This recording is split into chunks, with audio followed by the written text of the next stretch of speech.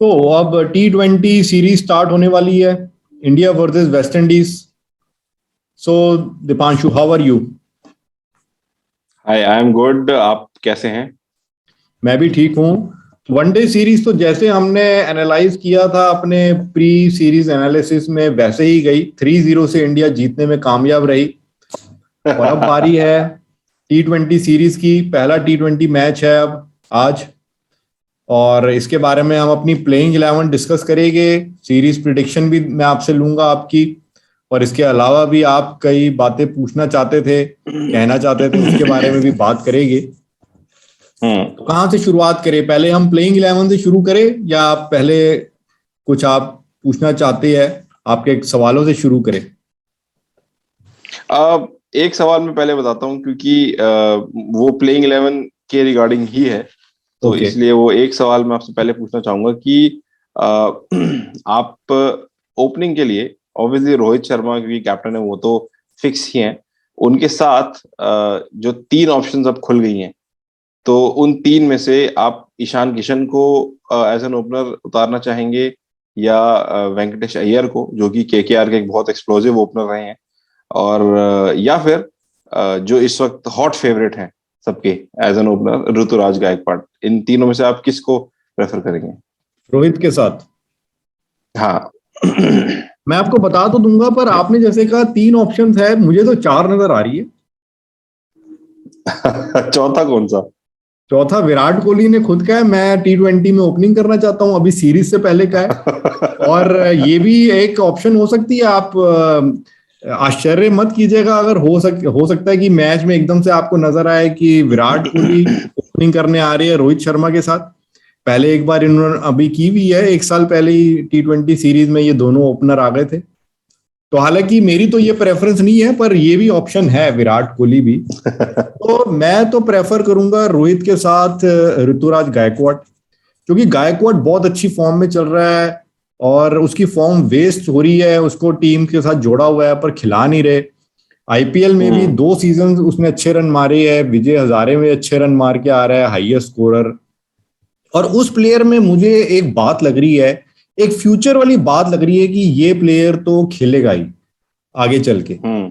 जब आपको उसमें वो बात नजर आ रही है, तो क्यों आप उसको आपने बिठाया हुआ है, और इतना अच्छा फॉर्म में भी है और बढ़िया बैट्समैन है। जहां तक ईशान किशन की बात है, तो मैं ये श्योर हूं कि अगर एज ए स्पेशलिस्ट ओपनर खिलाना है, so Gaikwad is better batsman than Ishan Kishan. अगर Ishan Kishan as a wicket keeper batsman खेल रहा होता, फिर आप ओपनिंग करा रहे हो तो अलग बात थी, but as a specialist batsman Gaikwad better है। और फिर आपने जो वेंकटेश अय्यर की बात की, तो वेंकटेश अय्यर के केस में भी मैं यही कहूंगा कि गायकवाड बेटर ओपनर है। वेंकटेश अय्यर से आप या ईशान किशन से आप एक्सपेक्ट कर सकते हो कि चलिए 40-50 रन मारेंगे, या कभी बड़ा मारते भी है तो गायकवाड ज्यादा कंसिस्टेंट होके मारेगा। ये तो उसने दिखाया हुआ है। गायकवाड से आप एक्सपेक्ट कर सकते हो हर 2 में से 1 मैच में आपको हाफ सेंचुरी मार के दिखाएगा, या शायद लगातार भी मार दे। तो मेरी Gaikwad choice along with Rohit. और आपकी? हाँ, मेरी फर्स्ट चॉइस इन अ वे मैं भी आपसे काफी हद तक सहमत हूँ, क्योंकि करंट फॉर्म में देखा जाए तो ऋतुराज गायकवाड़ जो है एक बहुत रेड हॉट फॉर्म में है, एक पर्पल पैच में है। तो बिल्कुल मेरा भी favourite front runner Ruturaj Gaikwad ही रहेगा, और अब मुझे लगता है कि अब टाइम आ गया है कि अब उस यंगस्टर को निखारा जाए। ओके, तो हमारे ओपनर तो सेम जा रही है, रोहित और गायकवाड़ ओपनर होने चाहिए। और फिर तीसरे नंबर पे आपकी पिक कोहली? मेरा थर्ड ऑप्शन, फर्स्ट डाउन जो आएंगे तीसरे नंबर पे, वो होंगे विराट कोहली। मेरे भी विराट कोहली। फिर चौथे नंबर पे? चौथे पे श्रेयस अय्यर। ओके, यहां मेरा थोड़ा सा डिफरेंट है। मैं श्रेयस अय्यर को अपने पहले T20 के प्लेइंग 11 में नहीं रखूंगा। उसके पीछे रीजन है कि मैं ये देख रहा हूं कि जब से श्रेयस इंजरी के बाद आया है, तो थोड़ा वो अपने स्ट्राइक रेट को लेके स्ट्रगल कर रहा है। अच्छा खेल रहा है, टेस्ट मैच में सेंचुरी मारी है, डेब्यू अच्छा रहा, अभी पिछले मैच में भी वनडे में मारे। पर जो इंजरी से पहले जब वो खेल रहा था, तो वो और ज्यादा फ्लो में खेल रहा था। जो मैंने इसको शुरू से नोट किया है, वो तेजी से वो रन मारता था, पर थोड़ा सा स्ट्राइक रेट से वो स्ट्रगल कर रहा है। और उधर से हम देखें विराट कोहली भी, आप चाहे कितना भी कहते रहे बेस्ट बैट्समैन है वो, चलिए वो सब पहले की बातें है, पर आपको अगर प्रेजेंट में देखना है कि टीम हार ना जाए, तो आपको एक्सेप्ट करना होगा कि विराट कोहली अच्छे स्ट्राइक रेट से नहीं खेल रहे।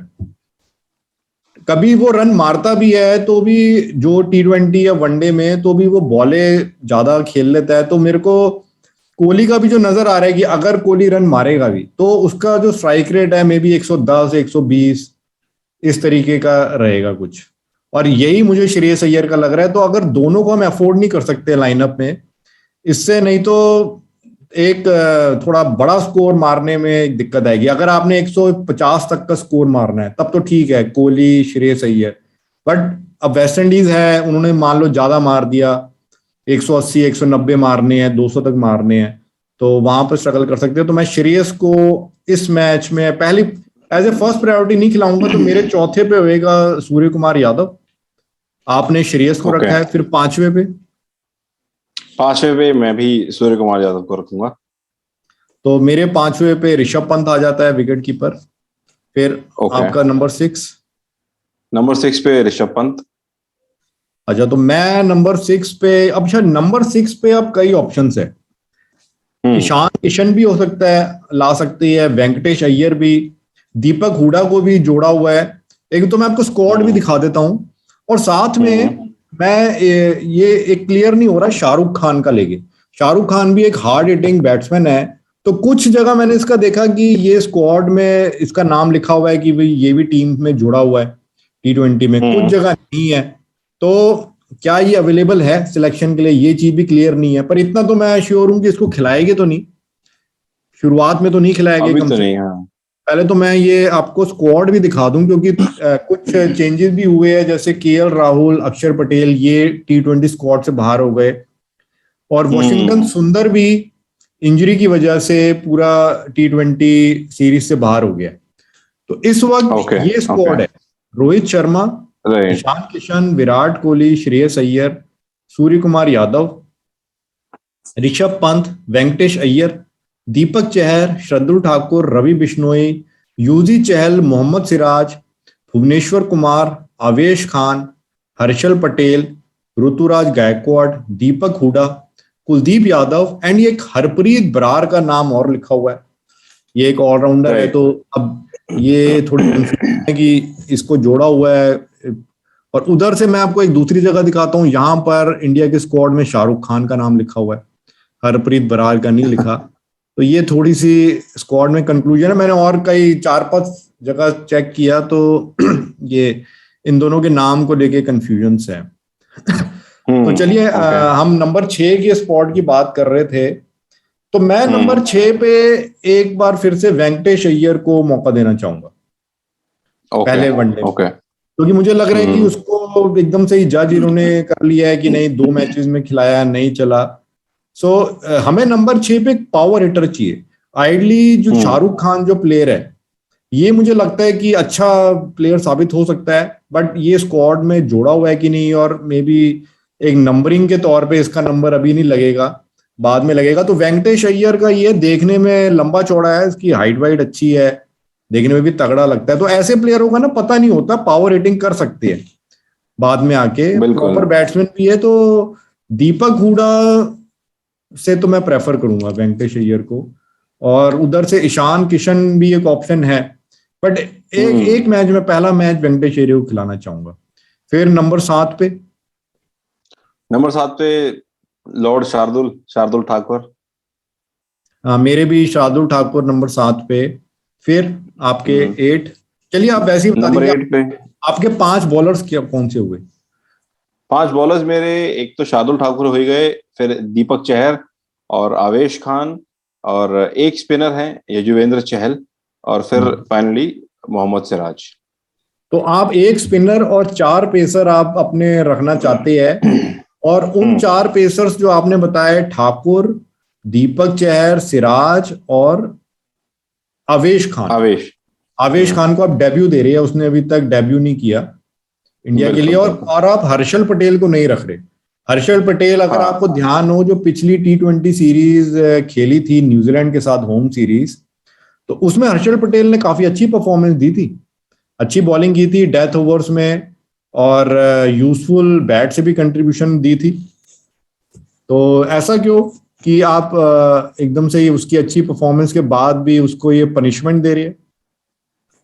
नहीं, ऐसा नहीं है। मुझे ऐसा लगता है कि आवेश खान को भी डेब्यू कराना, एक नए यंगस्टर को एक स्टार्ट देना जरूरी है, और एक्सपेरिमेंटेशन हल्का फुल्का हो सकता है। तो मे भी शायद in the second match Harshal Patel team में जगह बना सके। तो और हाँ, मुझे लगता है कि भुवनेश्वर एक बार कुमार भी है स्क्वाड में, उसको भी आप एग्जैक्टली बाहर रख रही है।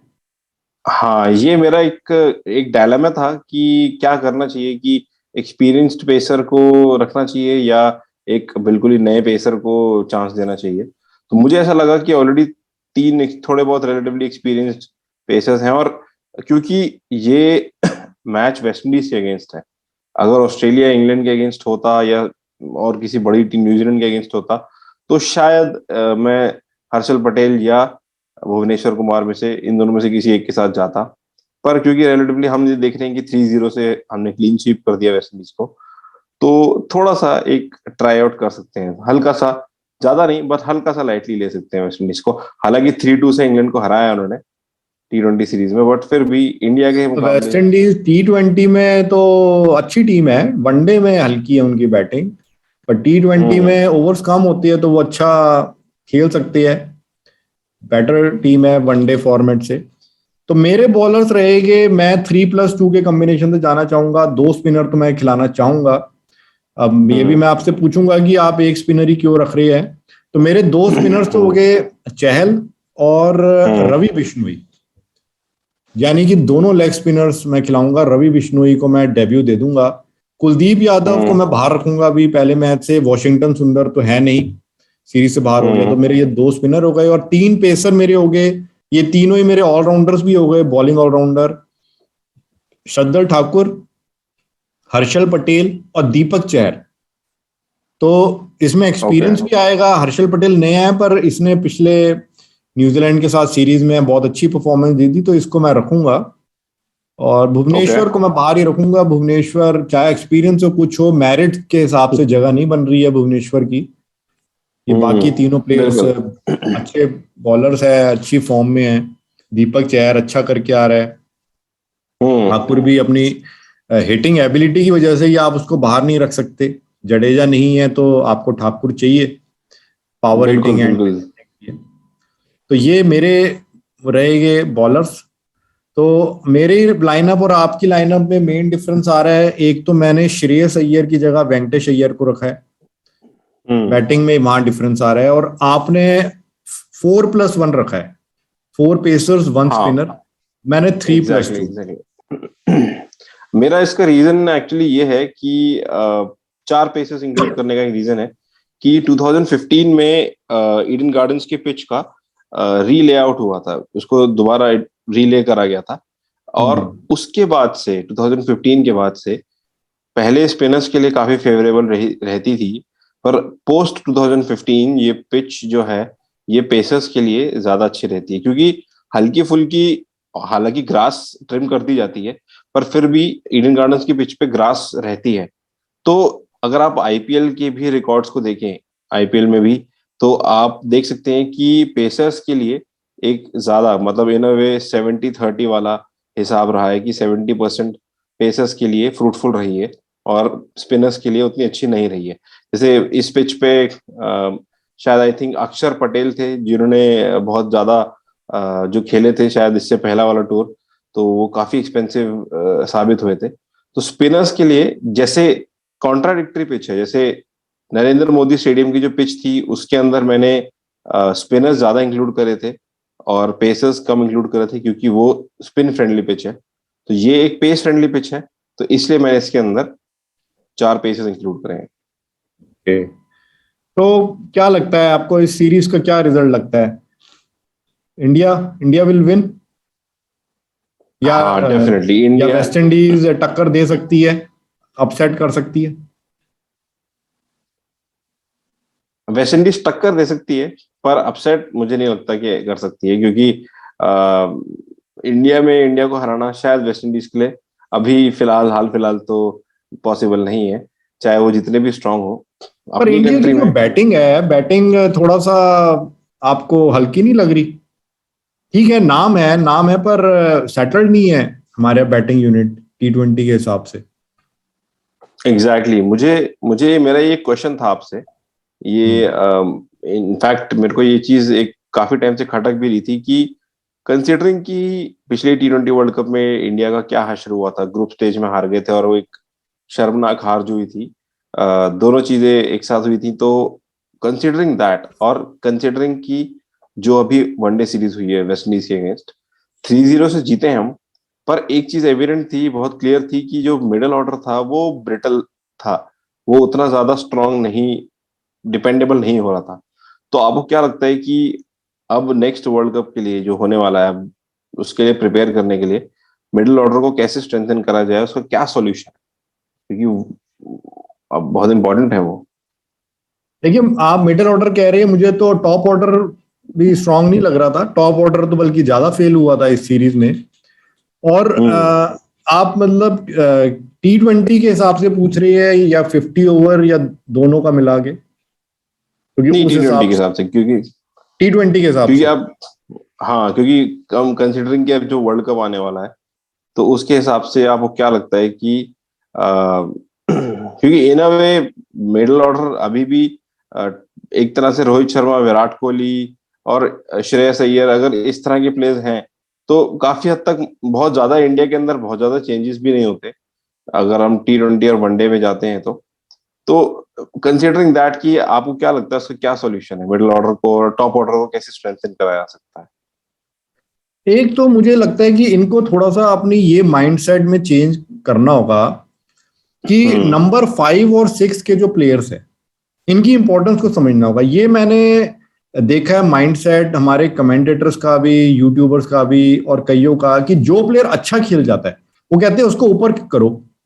अब वेंकटेश अय्यर को भी जैसे आप ही ने कहा कि जी ओपनर, तो अगर हर प्लेयर ऊपर ही खेलेगा, ईशान किशन भी ऊपर खेलेगा, वेंकटेश अय्यर भी ऊपर खेलेगा, तो पांचवें छठे पे खेलेगा कौन? तो कोई आपके पास होना चाहिए पांचवा छठा, और वो पक्का होना चाहिए एक लॉन्ग हम्म। रन के हिसाब से। ये नहीं कि अगर कोई प्लेयर छठे पे अच्छा करे या पांचवे पे अच्छा करे तो आप कहो जी उसको ऊपर कर दो, तो उसको ऊपर कर देंगे तो फिर नीचे भी तो किसी को करेंगे। तो आपको पांच और बिल्कुल। की इंपॉर्टेंस समझनी होगी। ये वही रोहित शर्मा एंड राहुल द्रविड़ कोच को समझना होगा कि हमें फिक्स 5 और 6 चाहिए, क्योंकि मुझे टॉप 3 में दिक्कत नहीं लग रही है।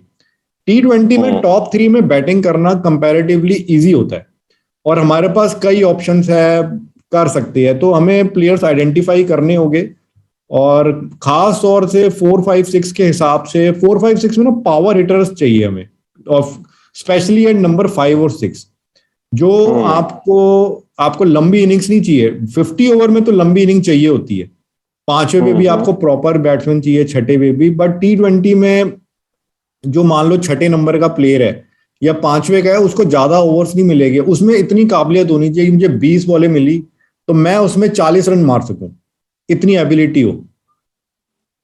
तो इस तो टाइप का हमें इन अ प्लेयर। वे एक एक हाँ, एक हमें इन अ वे हमें हमें भी एक मैथ्यू वेड T20 में चाहिए। छठे नंबर पे ऐसा प्लेयर नहीं चाहिए कि जो 80 रन मार सके।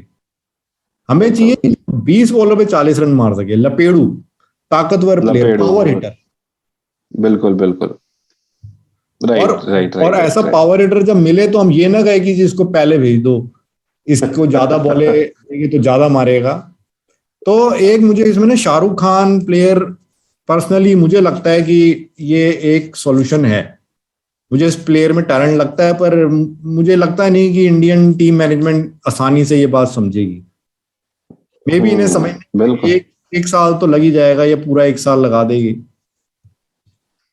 हाँ, ये बहुत ज्यादा डिपेंड करेगा कि ये लोग क्या करते हैं, क्योंकि जैसे यूसुफ पठान थे तो अब उनसे कोई ओपनिंग तो करवा नहीं सकता। इसी तरह यूसुफ ईशान पठान लगा। किशन है, वो मुझे लगता है कि पांचवें छठे पे अच्छा खेल सकता है, पर हम्म। उसको मुझे नहीं लगता पांचवें छठे पे खिलाएंगे। तो इन्होंने नंबर 5 6 खुद ही शेकी कर रखा है।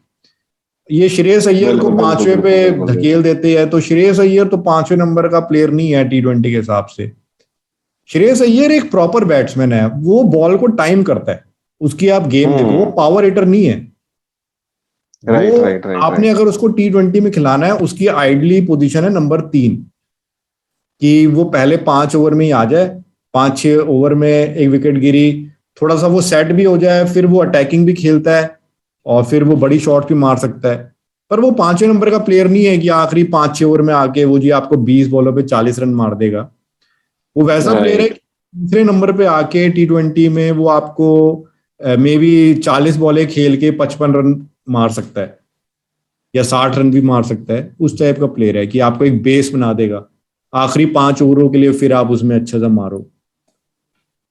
सो maybe you right. Can't afford both Kohli and Iyer, क्योंकि दोनों एक ही टाइप के प्लेयर्स हो गए। हम्म।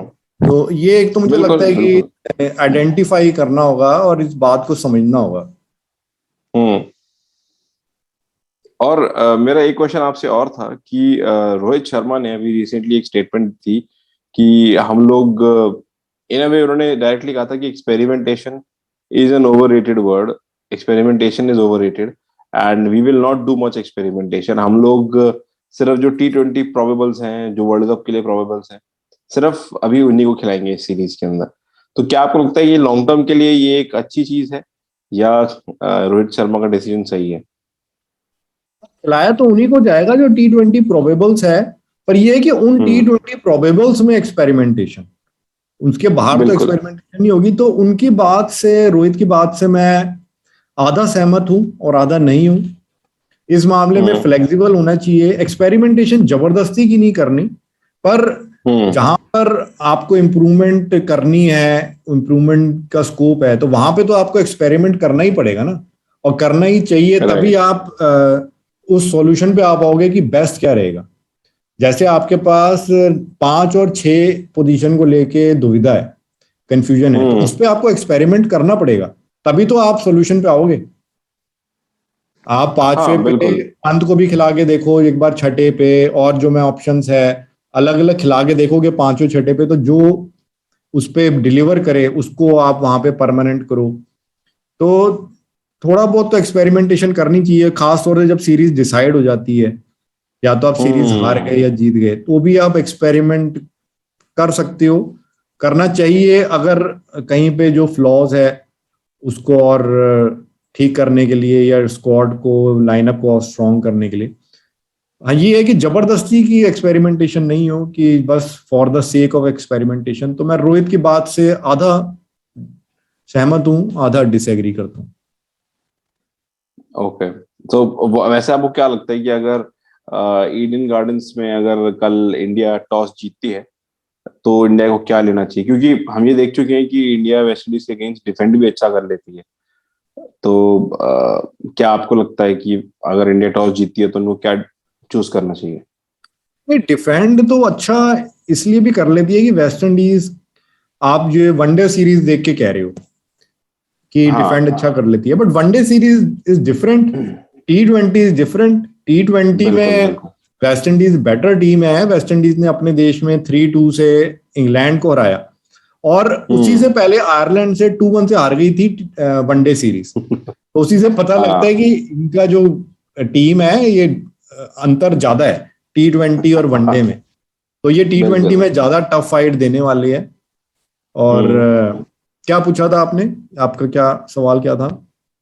कि इंडिया को क्या ऑप्ट करना चाहिए टॉस जीतने के बाद? हाँ, कि मेरे ख्याल से तो इंडिया को फील्डिंग ही लेनी चाहिए, क्योंकि ये पहले बैटिंग करके पता नहीं ना कि अच्छा टारगेट सेट कर पाते हैं कि नहीं। हमारी बैटिंग भी तो थोड़ी शेकी है। तो पहला मैच है, तो एक्सपेरिमेंट नहीं करना चाहिए, टारगेट चेज ही करना चाहिए, उसमें इंडिया ज्यादा कंफर्टेबल है। तो अगर सीरीज जीत जाती है पहले 2 मैच, फिर आप सोच सकते हैं कि तीसरे में पहले बैटिंग कर ले। बट टॉस जीत के फील्डिंग ही करे तो वो बेटर रहेगा।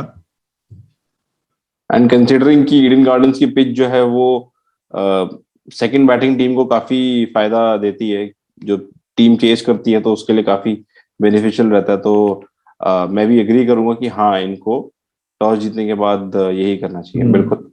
हाँ, फिर ये भी है ना कि क्योंकि इंडिया की बैटिंग थोड़ी रिलायबल कम है, तो अगर ये हम्म। पहले बैटिंग कर लेते हैं तो हो सकता है 150 रन ही मारे। अब वेस्ट इंडीज हाँ। की बैटिंग का भरोसा नहीं है। वो मारने को 200 भी मार सकते हैं, हो सकता है वो 150 15 ओवर में ही मार दे। तो अब अगर इंडिया सेकंड बैटिंग करेगी तो उनके सामने टारगेट होगा। वेस्ट इंडीज अच्छा खेल जाती है तो उनको पता है जी इतने तो मारने ही है, अब हमने 175 रन चेस करने हैं। और अगर वो अच्छा नहीं खेलते तो ये सेफ तरीके से चेस कर सकते हैं। तो पहले बॉलिंग करना ज्यादा सेफ ऑप्शन है कि एक विनिंग स्टार्ट ले सीरीज में। All right, all right. और मेरा एक लास्ट क्वेश्चन है आपसे कि considering individual match performances, Eden Gardens में best batting performance Marlon Samuels की है जो कि वेस्ट इंडीज के हैं, और बेस्ट बॉलिंग परफॉर्मेंस भी जेसन होल्डर की है जो कि फिर वेस्ट इंडीज के हैं T20 में। तो क्या आपको लगता है कि ईडन गार्डन्स थोड़ा सा वेस्ट इंडीज के लिए ज्यादा फायदेमंद रहेगा, ज्यादा स्ट्रांग रहेगा इंडिया के अगेंस्ट? क्या भारी पड़ सकता है? नहीं, मुझे लगता है सवाल ईडन गार्डन्स का नहीं है। कोई भी वेन्यू हो इंडिया में, वेस्ट इंडीज अगर अच्छी फॉर्म दिखाए बैटिंग में तो वो भारी पड़ सकती है। और हम देखें ईडन गार्डन्स में विराट कोहली का भी काफी अच्छा रिकॉर्ड है T20 में, और रोहित शर्मा का भी अच्छा रिकॉर्ड है T20 में। हाँ। तो सिर्फ ऐसा नहीं है कि एक इंडिविजुअल स्कोर हाईएस्ट वाली बात अलग है, बट ओवरऑल रिकॉर्ड देखे तो कोहली रोहित दोनों का अच्छा है और इंडिया की होम कंडीशंस है, तो इससे इतना फर्क नहीं पड़ेगा ईडन गार्डन्स पे। हाँ, सीरीज ये टक्कर की मुझे लग रहा है रहेगी, वेस्ट इंडीज अच्छी फाइट देगी। वनडे में तो मैंने पहले ही कहा था, आपने भी कहा था कि एक तरफा रहेगी, हमने 3-0 कह दिया था कि कोई डरने की बिल्कुल बात नहीं है, बिल्कुल। और वैसे ही हुआ था। उस वक्त कई बिल्कुल लोग डर रहे थे कि जी हम अफ्रीका से हार के आए हैं 3-0 से, वो जीत गए हैं, बट वो अलग था सिचुएशन। बट अब टक्कर की फाइट होने वाली है। तो क्या आपकी सीरीज प्रिडिक्शन इंडिया के फेवर में है? इंडिया के फेवर में है, बट कंप्लीटली क्लीन स्वीप नहीं, मैं कहूंगा कि 2-1 से इंडिया जीतेगी सीरीज को। हाँ, मेरी भी यही प्रिडिक्शन है कि इंडिया 2-1 से जीतेगी। एक मैच तो हम्म। वेस्ट इंडीज जीतेगी और ये सीरीज क्लोज रहेगी, टफ सीरीज बिल्कुल। जाएगी। हम्म। और वेस्ट इंडीज की भी प्लेयरों की थोड़ी बात कर लेते हैं, इनकी भी प्लेइंग 11, जो इनकी हम्म। प्लेइंग 11 मुझे लग रही है क्या होगी। Brandon King and Kyle Mayers opener, okay. Then Rovman Powell, इनका ये धाकड़ बैट्समैन है जिसने रोहमन सेंचुरी मारी पॉवल। थी बिल्कुल बिल्कुल बिल्कुल अभी बिल्कुल इंग्लैंड के राइट। खिलाफ। तो ये मेरे को लग रहा है शायद नंबर 3 पे। फिर निकोलस पूरन, कायरन हाँ। Pollard, Jason hmm. Holder, Romario Shepherd, Fabian okay. Allen, Odean hmm. Smith, Akeal hmm. Hosein, Sheldon Cottrell, something like this. ओहो, शेल्डन कॉटरल की वापसी होती हुई हाँ, शेल्डन तो कॉटरल आ शेल्डन गए तो हमें कॉट्रल भी। का आईपीएल कैरियर खत्म हुआ है, राहुल तेवतिया ने किया था, इंटरनेशनल कैरियर चालू है। बिल्कुल बिल्कुल, राहुल तेवड़िया को लेना चाहिए था टीम में इंडिया को। अच्छा हाँ, राहुल तो तेवतिया भी एक बार मौका तो देना चाहिए। बिल्कुल बिल्कुल, दे एक सकते थे यहाँ सुपरस्टार पर होने। एक्सपेरिमेंट।